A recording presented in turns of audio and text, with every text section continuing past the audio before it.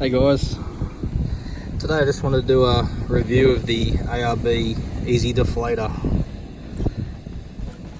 So I've had mine for probably 5 years now, and I rate it over some of the other brands that I've had.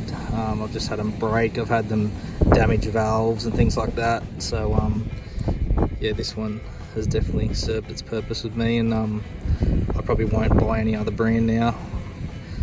Just the machining on this, the fit and finish quality is way better than any other brand that I've had. So plunger's nice and smooth, it doesn't like jam and get stuck, and the air release is really smooth as well. There's your little keyway for your valve to sit in. And if you look at some of the other brands, the keyways actually aren't machined quite centered, they're kind of offset, and that can damage your valve when you're trying to remove it. So always buy a good quality deflator.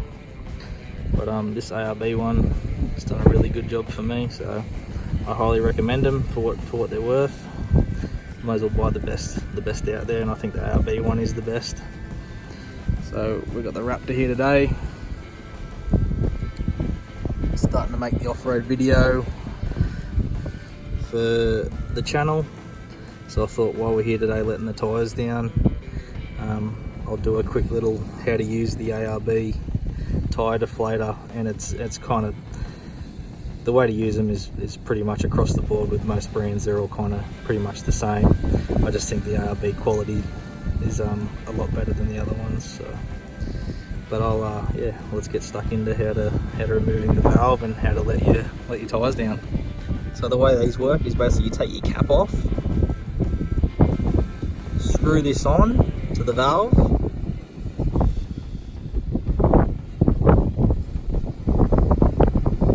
and you push your plunger in.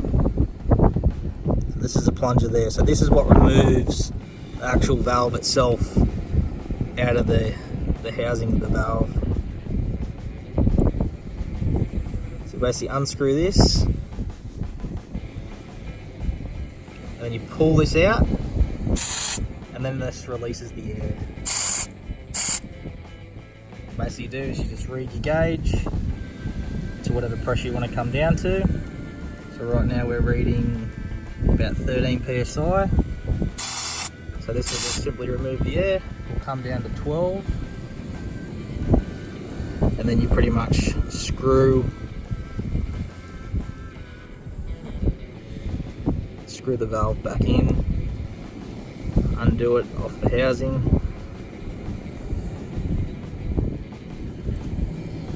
and you're done.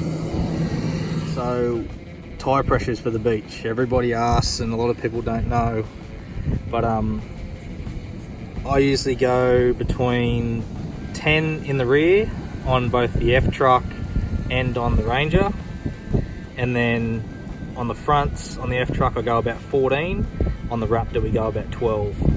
So most vehicles, 10 in the rear, 12 in the front, all day long, happy on the beach, especially if it's really soft. And today this sand it's really soft up here today, so yeah, that's kind of where you want to be at with your pressures. If the sand's a bit harder, you could probably go maybe up to maybe 12 in the rear, 15 in the front if you wanted to. But yeah, definitely let your tyres right down. We've recovered a tourist today, Canadian tourist. So they were stuck on the track on the entrance onto the beach, and they were blocking everybody else, and he was running 20 psi on his tyres, and it just doesn't work. It just doesn't happen. So that's what pressures you guys want to run at when you're coming onto the beach. But yeah, the ARB Easy Deflator, very high quality. I rate them. I probably won't buy any other deflator. Like I said, I've had this. I think I've had this one for 5 years now. It's never failed on me once. It's never broken, and yeah, I can always rely on it just for the quality. So anyway, that's the ARB Easy Deflator. That's how to use the valve. And just always remember to put your caps back on once you're done. Stop sand and other grit and stuff getting in there.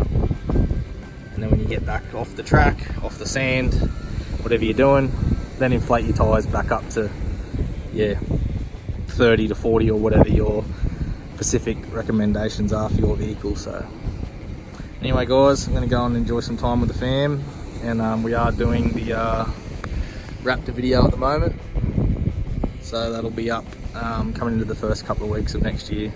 We'll have a full off-road one here on the dunes, jumping, some dirt tracks and stuff, and yeah, so righto guys, see you on the next one.